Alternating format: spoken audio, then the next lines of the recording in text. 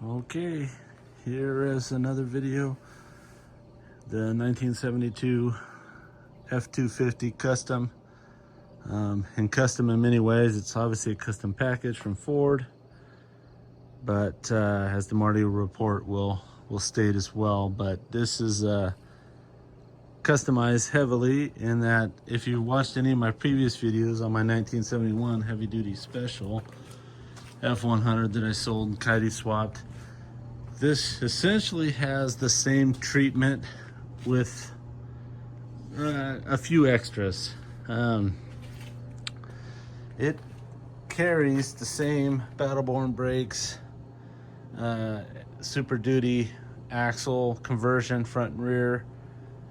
However, has Timken 8 by 6.5 bolt pattern wheel hubs up front, using the same Super Duty locking hubs and whatnot.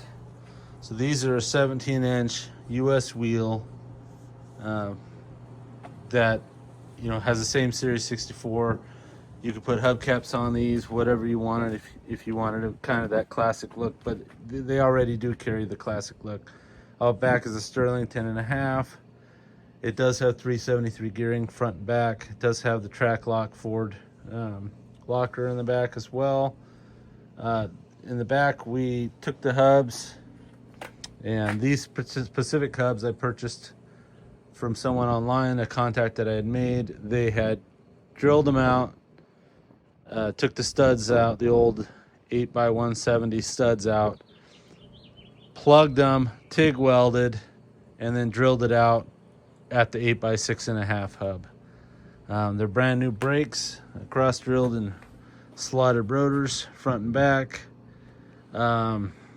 It's got the side exits, dual exhaust on both sides, running Flowmasters.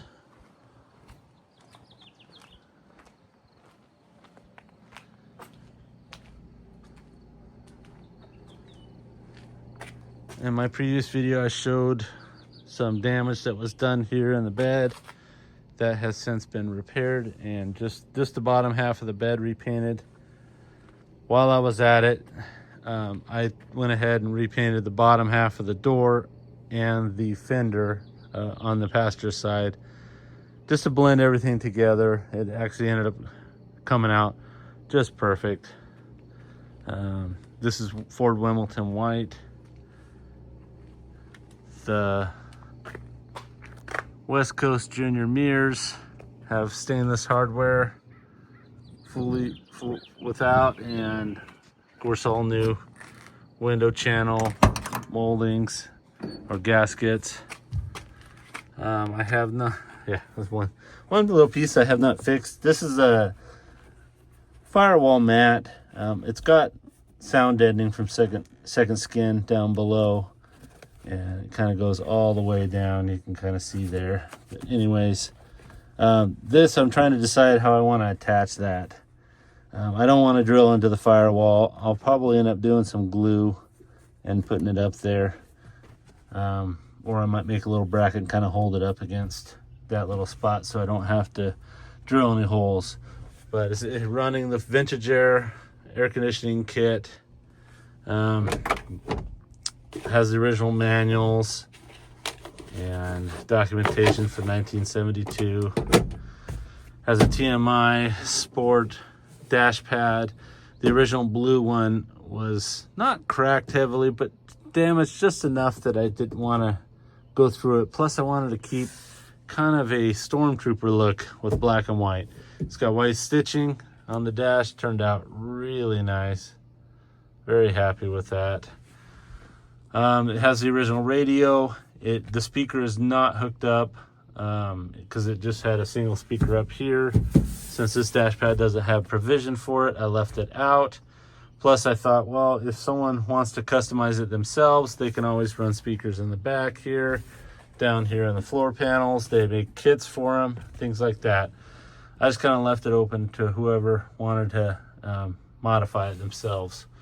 It's running a Dakota Digital VHX dash instrument cluster And of course, there's the giveaway down below. It's got the Ford Racing control pack pedal. It's still running the Dana.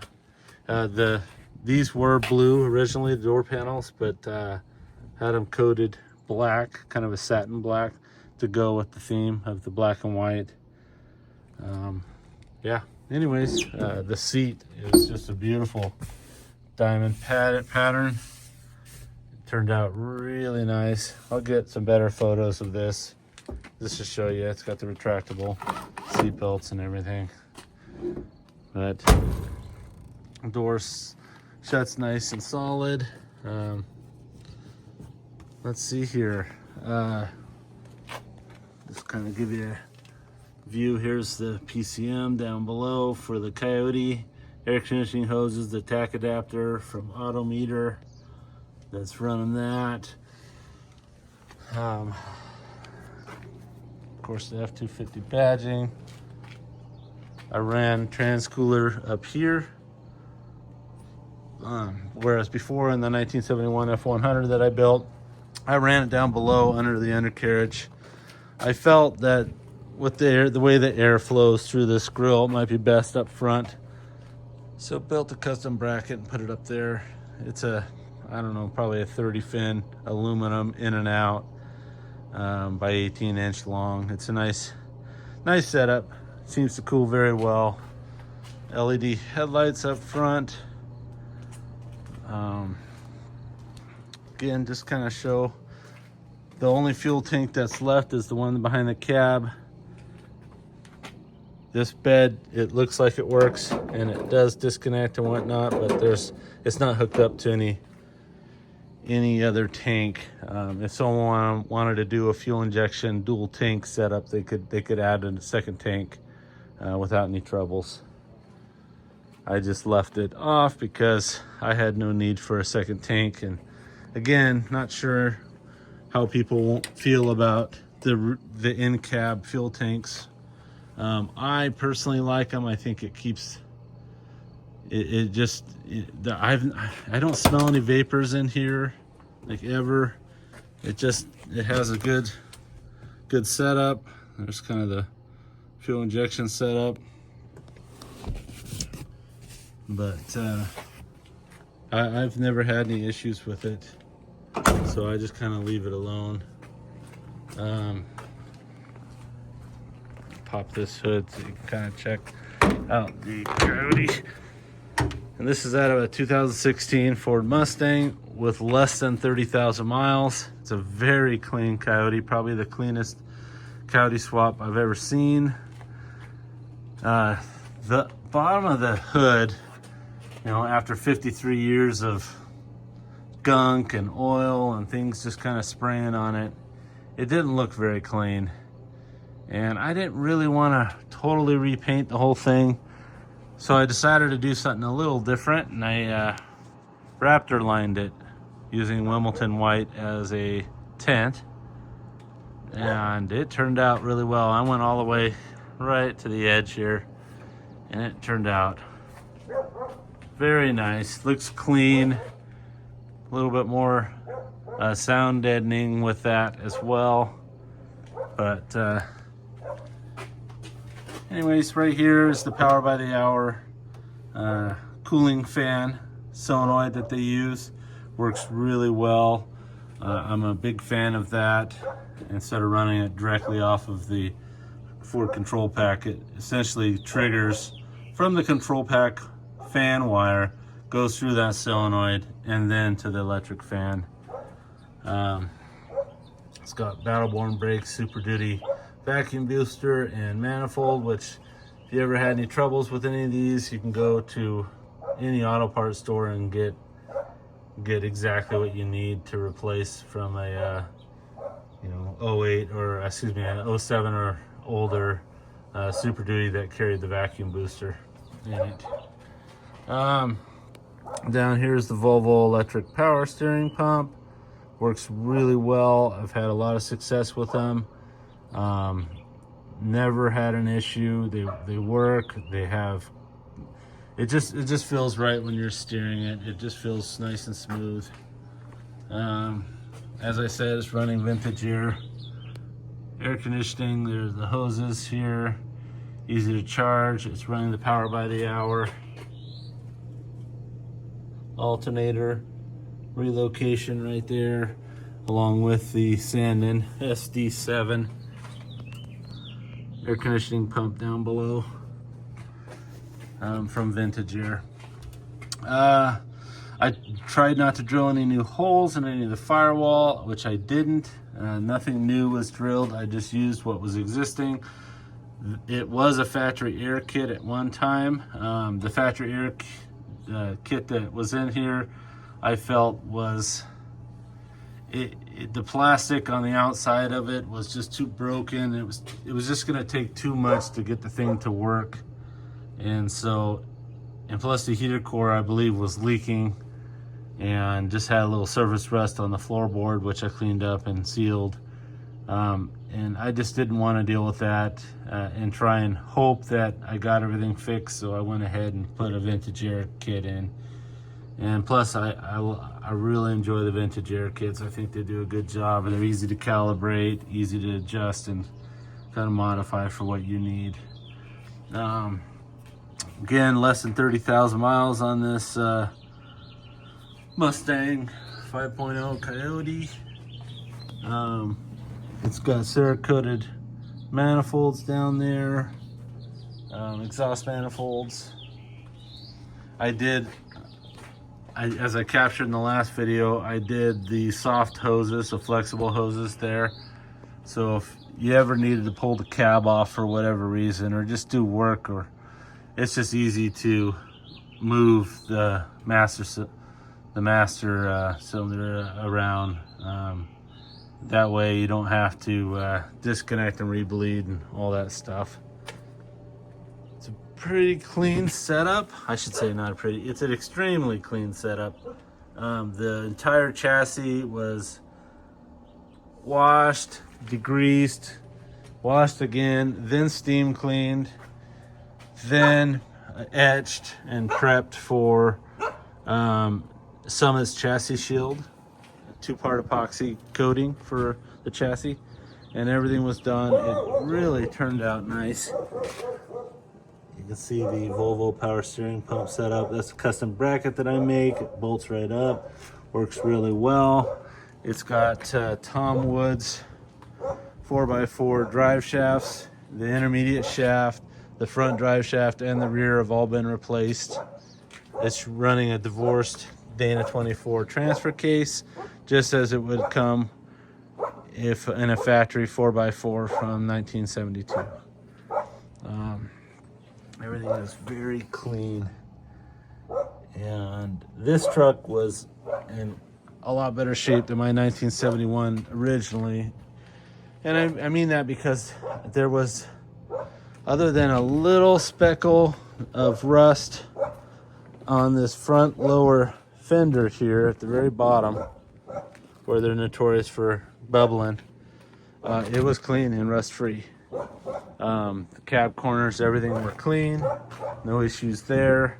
I went ahead and coated them in Summit chassis two-part epoxy coating down below, and then in addition, just to protect from rock chips and things like that, I sprayed them in Raptor liner, the cab corners, that is.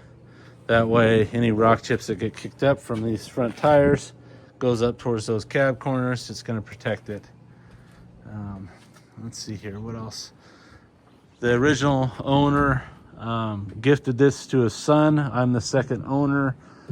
This bed liner was in it before. I'm not a huge fan of the bed liner running all the way down across over there, but it looks really good with this truck. They did a really good job. It's got the original Ford red decals on the back tailgate. Turned out nice. Again, it had a camper shell up on it originally. It did not fit the truck very well, so I took that off and got rid of it. But Like I said, I don't think there's anything else I need to touch base. Again, it's running a 2016 Mustang Coyote with the factory 6R80 6-speed transmission. Shifts very nice. All the lighting works in here. The dash, everything's.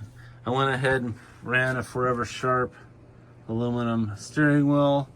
I was trying to keep the original one, but it was so cracked that I just didn't feel comfortable leaving it on there. Not in this nice of a truck. I just didn't think it went well with it. So everything's it's very clean. These inside door jambs have never been coated again. There was just a little bit of like surface rust coming through on the door. So inside behind the door panels, it has been cleaned up. It has been coated in a rust inhibitor, and then it has sound deadening in. So it sounds good, nice and solid. And it's got a nice quiet sound to it. Yeah, I can't think of anything else just off the top of my head. I do feel this is my 4th Coyote swap now, and I've really dialed it in and have it's running really smooth now, and I'm very excited to present this on Bring a Trailer in the next couple of weeks, and excited to see what it does. It has a good stance to it. I mean, it may sit a couple inches taller than a factory Highboy, just because it's running Super Duty coils up front, and it has an add-a-leaf in the back to get it boosted up. I didn't do the blocks, I just did the add-a-leaf. It has the factory blocks in the back that are running off of that. Very clean setup. Emergency brakes from the Super Duty. Again, everything if you ever needed to go in and replace any of these parts, the factory emergency parking cables, any of the bearing seals from the Sterling 10.5, all from a 06, essentially an 05 to 08. Super Duty carries almost identical parts on all the front rear end differential. I should say they are the identical parts. So if you needed any replacement parts, that would be easy to replace. Most of the suspension is this Battle-Born brakes. There's part of the exhaust. There's that Dana 24. There's the Flowmasters heading down to that custom drive shaft. Anyways, the 1971 that I built did not have the 8x6.5 bolt pattern, which would have been found factory on all the Fords.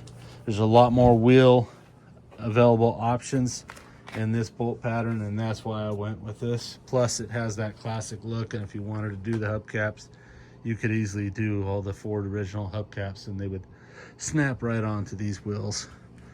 So I think, like I said, it's got a few more goodies.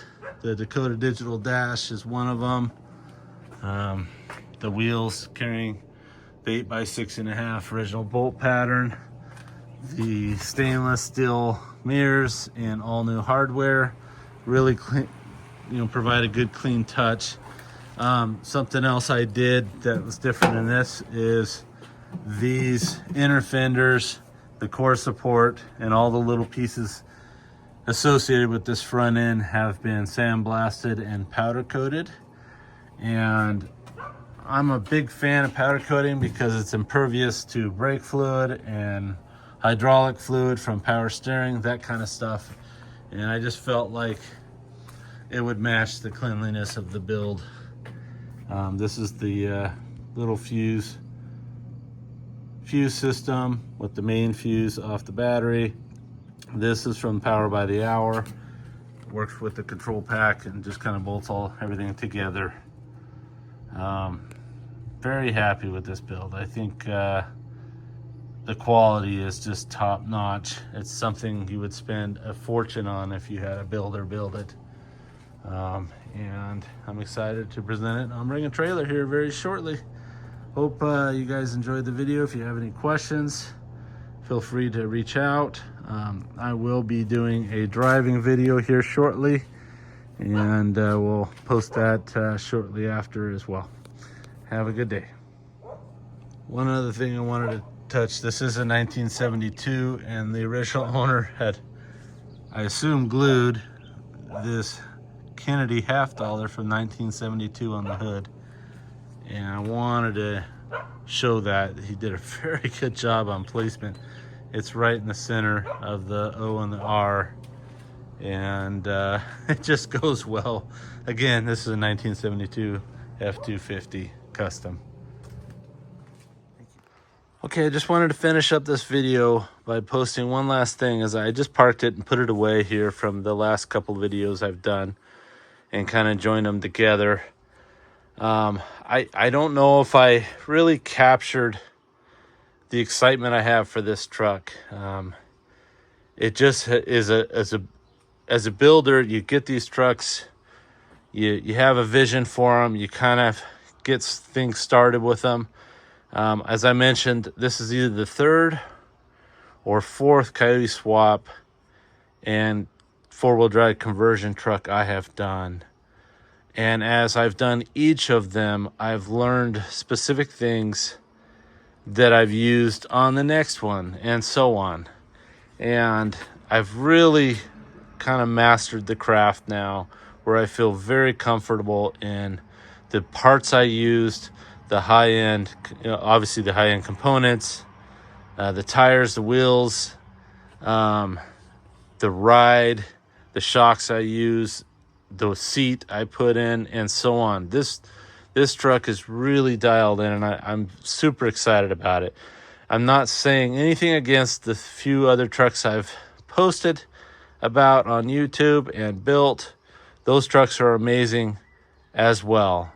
But this one and those three kind of separate components that I did extra on this truck really set this thing apart, and I really feel just excited about it. The tires I went with, I never actually mentioned the size. I went with 285 75 17s.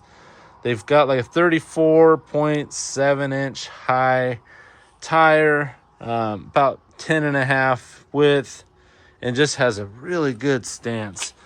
If you're going down the line of the truck, the tire sticks out maybe a 1/2 inch past the flare of the fenders and so forth here. Just looks awesome. And this is with the Super Duty axles, of course, which are quite wider than the original, 6 inches wider in total than the original axle assemblies, differentials. So I did get the speedometer calibrated. I'm going to post that in a separate video, a driving video that I'll do in the next day or two. But I ended up going with Dakota Digital's GPS speedometer, which gives you altimeter, a compass, and it can give you air temperature outside. I didn't hook that up. And then, of course, gives you a speedometer as well. And it's dialed in. It runs great. It's really just a spectacular truck. And I didn't think I emphasized that enough earlier in the video. It's got a couple little nicks, just to point out. It's got a little nick right here. And I thought about trying to buff that out and stuff, or, do a little touch up and buff it out. And there's another one right there. And there's just a couple little odds and end ones here and there, but for the most part, all the little nicks and dings are in the tailgate, which is original. It's got a little ding that someone tried to touch up there, a couple little dings here and there, and then there, which someone tried to touch up. But the bed's a little dirty, but for the most part, it's this. I'm guessing this is a Raptor liner. I don't see a label saying it's a Line X or Rhino liner or anything like that. I don't know who did it. It came this way when I bought the truck. And again, awesome build. This truly is a one-of-a-kind, custom, Coyote swapped truck, done right. Sounds amazing, runs fantastic, and just is a blast to drive. Super smooth, and I'm just so excited for you guys to take a look at it and see what you think. And comment, do what you would like. Got the air conditioning all dialed in. It blows cold. This vintage air kit is awesome. The mirrors, the West Coast Junior mirrors with the stainless hardware and everything this truck's awesome. I'm super excited. The diamond stitching seat. Yeah. Anyways, I just wanted to complete this video. I wanted you guys to see my excitement, feel it, and hopefully, if you have any questions, shoot me a message. I'm happy to answer anything you would like. Take care. Just highlighting the 1972 $half Kennedy that was placed here from the original owner. It's been on there for who knows how long. Looks awesome, centered. It just kind of is a cool touch to this sweet truck, which is literally a piece of history. I needed to tell you guys why I call this truck Lucky. It's kind of a gross story, but I think it's important to highlight why this truck is named Lucky. I dare say my wife didn't want me to tell you guys exactly why it was, but I'm going to go ahead and do it. When I bought this truck, I bought it from the son of the original owner in Lewiston, Idaho. It was, I don't know, probably a couple years ago now. Anywho, that gentleman, I think he was living out of this truck for a little while. I'm not entirely sure. I don't know the whole story. All I know is when I got the truck back to Central Washington, started to clean it out. I pulled the seat, I kind of went through it, checked the floorboards, just kind of went through the whole truck. And underneath the seat, I found 2 used condoms, which is absolutely disgusting. My wife saw them. She was helping me clean it out. She saw them, and she immediately said, well, I can't call this truck anything but Lucky now. So anyways, that's the story of why we call this truck Lucky. And it was kind of gross. Obviously, it's been totally cleaned out, sanitized, and everything's been replaced on the interior and coated underneath. So just a funny story, kind of gross, but hope you guys enjoy it.